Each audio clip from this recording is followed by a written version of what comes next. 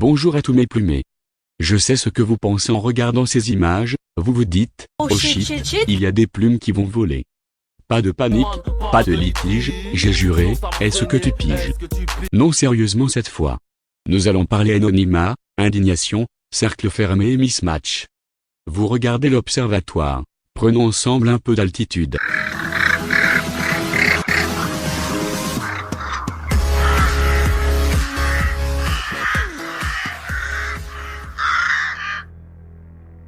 Comme vous l'avez peut-être deviné, je suis un millénial, et comme tous mes confrères je regrette ce temps d'insouciance, où tout semblait moins sérieux. Je ne suis pas un passéiste comme les conservateurs, je sais vivre avec mon temps, mais quelque chose a changé, pour le bien et pour le mal, avec Internet et la mondialisation. J'ai remarqué que lorsque nous étions petits, les principaux consommateurs d'Internet et de la télévision étaient des enfants, et par conséquent, 80% de ce qui s'y trouvait était composé d'amusement et d'insouciance. Maintenant que nous avons vieilli, Internet est tapissé de conseils psychologiques pour trentenaires, d'astuces pour devenir riche rapidement, et de combats idéologiques grandissants. C'est d'autant plus intéressant que nous avons grandi avec l'anonymat, un anonymat qui n'a quasiment jamais existé dans l'histoire de l'humanité. Que ce soit à l'époque des chasseurs-cueilleurs, ou lors des temps médiévaux, jamais personne ne pouvait cacher son opinion et la propager à des millions de personnes, ou encore participer à des forums sans révéler son identité. Vous allez me dire, oui mais toi l'observatoire, tu caches ton identité, oui mais moi j'ai le droit. Nos gènes ont évolué pendant des millions d'années dans des petites communautés fermées avec 99% de travail primaire. L'actualité n'est pas la norme, cela s'appelle le mismatch évolutionnaire, et les conséquences sur notre esprit et nos vies de vivre dans un monde tertiaire sans danger, et sans besoin, sont énormes. Ne nous faisons pas d'illusions, avec la technologie nous avons grandi isolés de la confrontation, seuls devant nos écrans, avec bien peu de débats d'idées. Ceci est une forme de mismatch. Pour plus d'informations sur ce sujet, allez voir la chaîne d'Homo Fabulus, qui parle de psychologie évolutionniste, mais de manière rigoureuse contrairement à la plupart des idiots sur YouTube. Les individus n'étant plus habitués à la confrontation d'idées, se retrouvent à entendre des sons de cloche, non seulement uniques, mais également extrêmes, car ils plaisent à notre cerveau reptilien. En plus de cela, nos emplois tertiaires, dont la plupart, même les ingénieurs, sont financés par l'Europe ou des finances privées, entre parenthèses c'est une forme de redistribution de richesses, sont bel et bien ce qu'ils sont, tertiaires, donc non essentiels.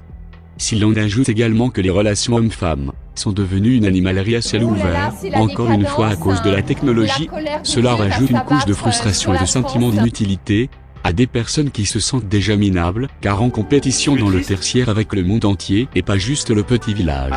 Voici selon moi les véritables raisons pour lesquelles les jeunes se sentent inutiles et vont aller chercher une raison de combattre sur Internet. Ce n'est pas un complot organisé par on sait qui, c'est juste la nature et l'évolution, à la fin tous les vides sont comblés.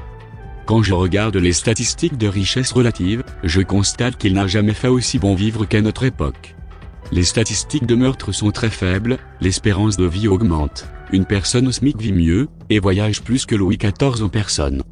Désolé à tous mes corbeaux pour ce que je vais dire, mais les féminicides en France, c'est 122, pour une population d'environ 35 millions. C'est toujours trop, mais franchement quand je sors de chez moi, et que je vois le nombre d'animaux frustrés au volant de leur automobile, ou qui cherchent la merde dans la rue, je me dis que c'est quand même incroyablement bas, et surtout je ne vois pas comment on pourrait arrêter ces chacals, à part en mettant des caméras absolument partout.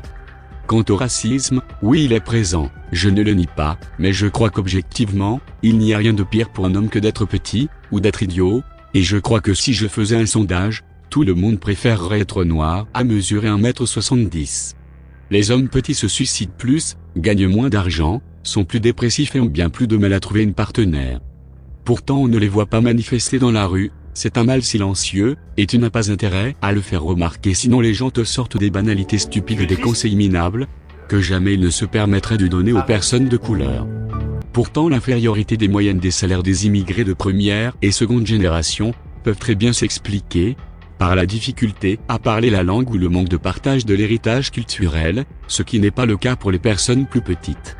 Dédicace à mon pote OTN, qui parle de sujet Black Pill, force à toi frère.